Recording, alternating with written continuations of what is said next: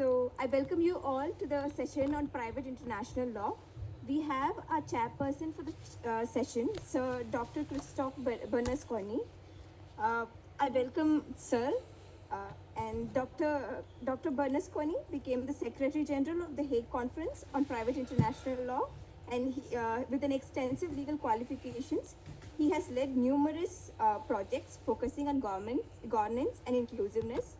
Prior to joining the Permanent Bureau, he lectured in private international law at, at the Frisburg University, and he was also he was working as a legal expert at the Swiss Institute of Comparative Law, and served as a scientific collaborator at the Federal Office of Justice in Switzerland. Sir is a board member of the International Institute for Justice and Excellence and the advisory boards of Asian Academy of International Law. Sir, I officially welcome you, and with Sir, we can begin with the session. Please do, sir.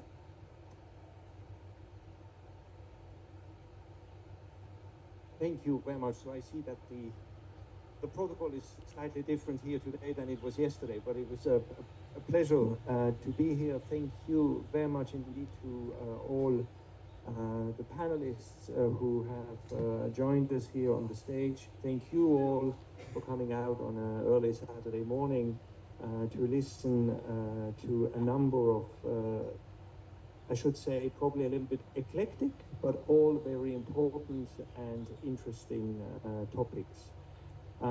We are running a little bit late, so I will suggest that I don't present the CVs of the speakers. You are known to the Indian society.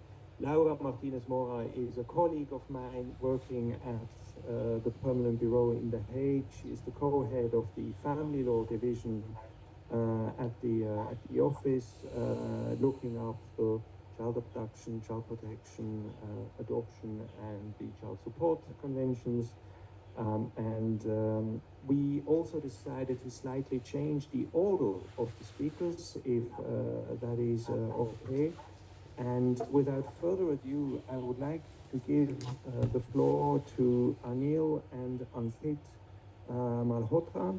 They are joining us online. They could not be with us in person, but we are delighted to have their expertise, and there is a lot of expertise in this office, joining us online and talk about the contemporary role of international conventions as sources of private international law from an Indian perspective.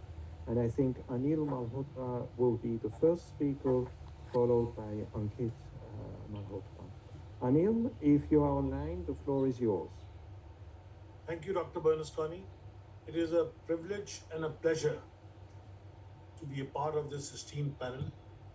And at the outset, I thank ISIL, its team, and most importantly, Dr. Christopher Bernasconi, who has come all the way to take part in this conference. And I remember from olden days, a quarter of a century ago, how we had partnered these events with the late Ram Nivas Mirza, chief founder of ISIL, and Dr. Hans van Loon and William Duncan, who very kindly always associated themselves with ISI.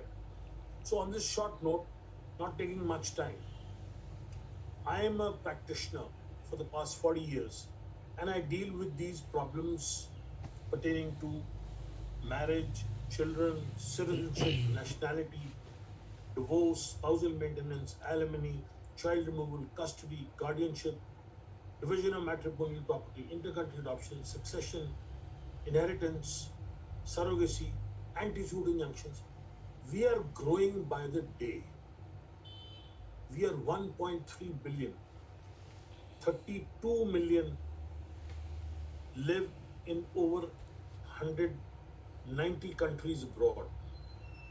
Our overseas citizens of India are itself 32 million, though non-resident Indians may be much, much more. Now, with the passage of time,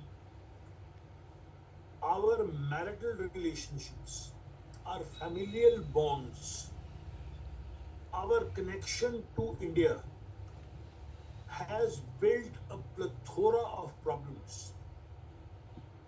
and the magnitude of them is increasing so much that we are finding it difficult to cope up with these solutions.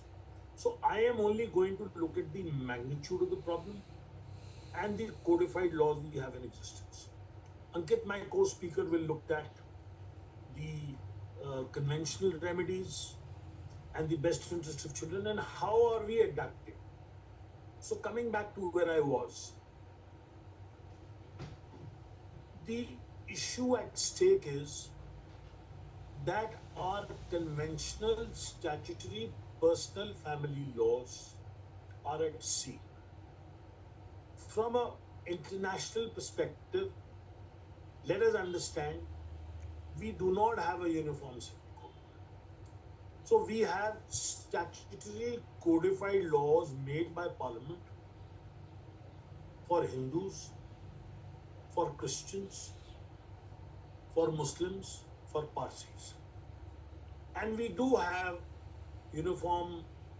secular laws for people who want to opt out, but that is optional, it's not mandatory. So because there is no uniform civil code, there is no uniformity within India of statutory norms pertaining to different religious communities. We are a sovereign, socialist, secular, democratic republic. We have a right to life. We have right to personal liberty. Article 14, Article 21.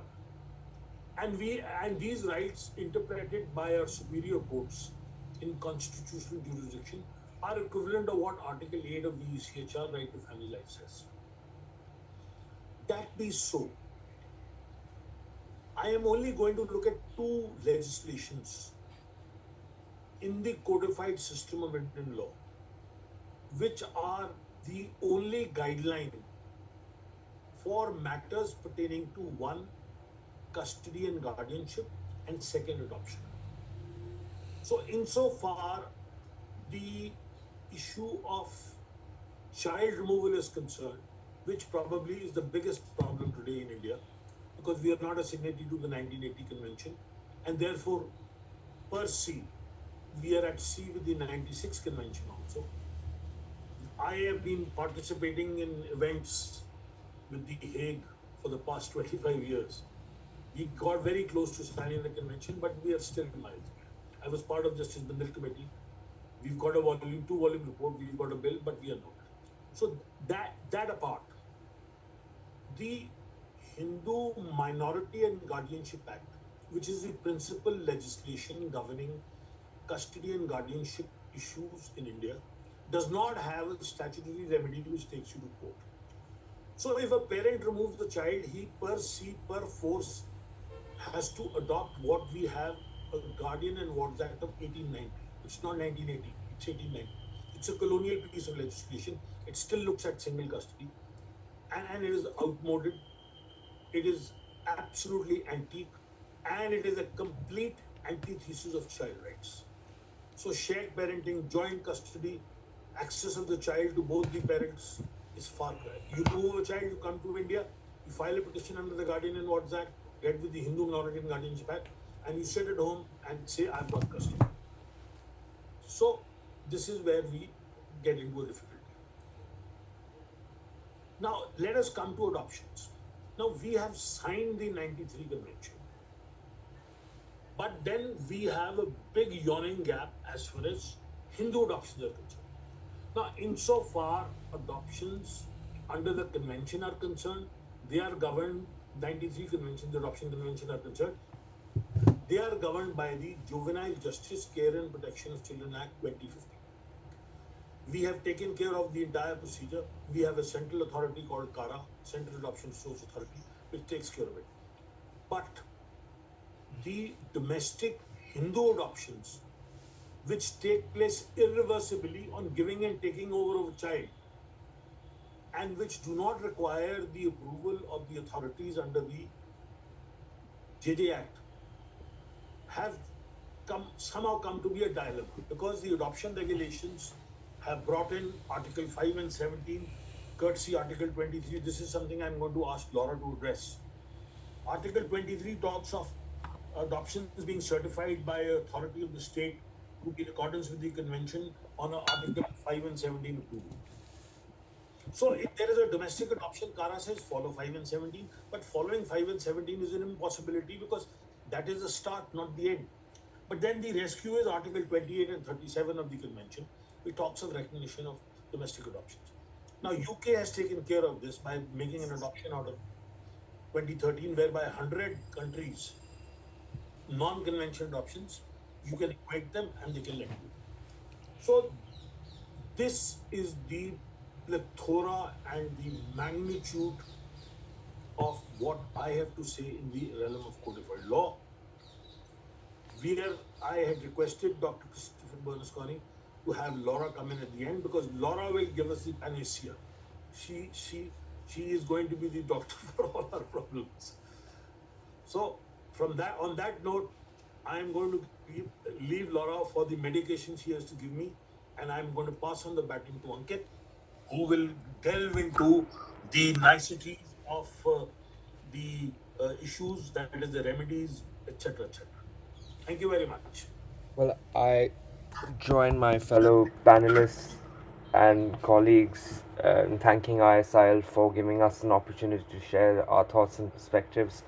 It is indeed an honor for me to join this panel, perhaps was the youngest, and an extra honor to speak alongside my father. I want to look at conventional remedies insofar as noting a noticeable trend in terms of finding an alternate solution for removed children in situations where in India, which is signed the 1980 Convention on Abduction, is looking at it as an offshoot for protecting the best interest of the child as understood in the UNCRC. India understands and looks at the principles of comity of courts, determination of best interest of child by jurisdiction of closest contact, but it has found all these under the chapeau of the UNCRC. The courts in India have prioritized the child's welfare and best interest, but have often also considered the factors of the child's habitual residence and the circumstances of removal, the most appropriate jurisdiction also to hear the court. In a matter in 2010, the Supreme Court of India emphasized that while the comity of courts is important, the welfare of the child is perhaps the most paramount consideration which needs to be accounted for. The court also held that the principle of comity must yield to the welfare of the child, which is, as per the court, the matter of utmost importance. But how must one determine the best interest of the child and the closest contact depends on social factors and the habitual residence and the environment and the cultural context, which is often determined on a case-to-case basis. The Indian courts have therefore aligned and looked at the principles of the UNCRC to ensure that the children's rights are protected even in complex international scenarios that align with standards set by international conventions like the aforementioned. The Indian courts and also the Indian advocates have looked at the writ of habeas corpus for seeking an implementation of child rights where the parents are fighting over the custody of the children. Such matters, such as those in Gaur Begum and Neelratan Kandu, looked at these matters by referring to English and American laws, and in doing so looked at, and I quote here, the basis for issuance of a habeas corpus in a child custody is not an illegal detention, but the primary purpose is to furnish by a means by which the court, in the exercise of its judicial discretion, may determine what is the best interest of the child, and decisions are reached by a consideration of the equities involved in the welfare of the child, against which the legal rights of no one, including the parents, are allowed to militate. End quote. Now, these decisions underscore a pivotal shift towards a child-centric jurisprudence in the Indian matters regarding custody. They also necessitate a flexibility of application of legal remedies under the writs such as those mentioned above. Moreover, these rulings reflect the judiciary's willingness to adapt to traditional mechanisms to contemporary societal needs. By extending the application of the writ to child custody matters, the court acknowledges the unique vulnerabilities of children and the necessity for the legal system to offer a robust protection for rights of these children. The progressive interpretation facilitates a more humane and a just resolution of custody matters, ensuring that legal processes are responsive to the nuanced realities of familial relationships. But what about the matter of best interest of child? Well, we borrow that from the United Nations Convention on the Rights of Child, which we as India signed on the 11th day of December in 1992. These steps were taken to ensure that this was incorporated in Indian law under Section 29 of the JJ Act, which is the Juvenile Justice Care and Protection Act of 2015, which states that the best interest of the child means the basis for any jurisdiction or decision taking regard the child to ensure fulfillment of his basic rights and needs, identity, social well-being, and physical and emotional intelligence and development. This was then further elaborated on in another matter which is known as the Lahiri Sakamuri case, where the court noted that the basis of any decision for taking regard of the child's welfare is to ensure the fulfillment of his basic rights of needs, identity, social well-being, and the factors listed above. The court also shattered the glass ceiling in terms of gender preferences and also the neutrality when it comes to parents, and also further developing on the principle of child welfare and child jurisprudence. In 2017, Justice A.K. Sikri discussed in the matter of parental alienation syndrome. He held that while a child-centric human rights jurisprudence has evolved over a period of time, it is found on the principle of public good that demands proper growth of the child, who are the future of the nation. It is also important to note that the said principle has been quoted and referred to in almost 100 cases thereafter, therefore truly reflecting the vibrant nature of jurisprudence in the Indian system. In the absence, therefore, of a clear codified law on cross-border interparental child removal issues, the much-needed clearer path of judicial precedent will continue to guide the litigants and court, perhaps also similar to what Churchill said in Parliament during the Second World War, as history being the guiding light and lamp in these dark hours. Perhaps that remains true for us as we guide ourselves further and further. But that is not all, and this being the last point that I want to refer to, is the relocation of children, where foreign orders and foreign courts are also debating about a similar issue. Ad hoc mechanisms and agreements, in some sense adopting the roles or cloaks of mirror orders, has become something of a tool of relevance in our practice. It has shown us that in two cases, fought over periods of 3 years each, that this significantly adds to the jurisprudence of cross-border issues and interparental child removal. These issues in Jasmeet Kaur, but also more recently in NK, where a Dutch couple was involved, involves the absence of highlights that in the absence of India's ratification to the 1980 Convention on Child Abduction, the courts must reiterate the balance between the comity of courts and the welfare of the child. As they seesaw between these issues, the resonance of the evolving jurisprudence on cross-border child custody issues must be emphasized with tools such as mirror orders and also international conventions guiding the way, and also creating a pathway for allowing consideration of these international instruments to become much more useful. For an instrument has no utility until and unless someone takes hold of it and utilizes it to its fulfillment, not just for the fulfillment of the parties, but for the larger country and the jurisprudence that it must evolve. Therefore, to conclude, what I would like to share is that this notable trend of finding alternative solutions for a removed child, until and unless India signs the 1980 Convention on Abduction, is an offshoot of protecting the best interests of the child, which is secured under the chapeau, as I started with, under the UNCRC. Aided by the principles of comity of court, determination of the best interest by jurisdiction, and the closest contact for relief is found under the umbrella and jurisprudence of a savvy lawyer, which is what one hopes to become sooner rather than later.